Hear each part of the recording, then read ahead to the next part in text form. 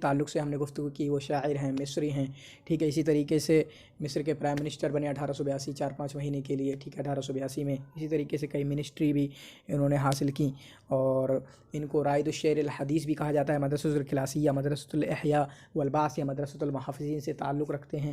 اسی طریقے سے اگر ان کی تعلیم کی، ابتدائی تعلیم کی بات کریں تو ان کے گھر میں ہی ان کی ماں نے لیے معلم، جو ٹیوٹرس وغیرہ ہیں ان کا انتظام کیا۔ پھر اسی 1851 میں، 1839 میں ان کی پیدائش ہے، 1904 میں ان کی وفات ہے۔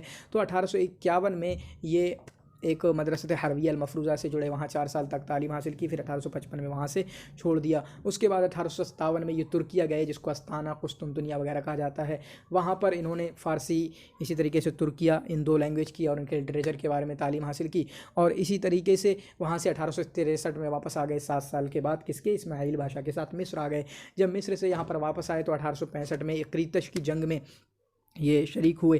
اسی طریقے سے 1878 میں ان کو نظارت الحربیہ یا اور دوسرے کئی چھوٹے چھوٹے منسٹری عہدوں پر ان کو قائم کر دیا گیا۔ اسی طریقے سے 1882 میں یہ جو توفیق خدیو کے ساتھ، خدیو توفیق کے ساتھ، توفیق جو بادشاہ تھا اس کے خلاف جب وہ انگریزوں کے ساتھ ملنے لگا تو اس کے خلاف ان لوگوں نے باتیں کہیں، جمال الدین افغانی، احمد ثوری، احمد عرابی کے ساتھ، پھر ان کو دیش بدر کر دیا گیا 1882 میں۔ 1882 میں جب ان کو دیش بدر کر دیا گیا تو کدھر کیا گیا؟ سرندیپ کی طرف، کولمبو میں، سری لنکا میں، ٹھیک ہے، جہاں پر یہ رہے 1899 میں۔ 17 سال کے بعد وہاں سے واپس آئے اور انہوں نے انشودۃ العودہ لکھا ہے، ابابلہ، ٹھیک ہے، وہ والا۔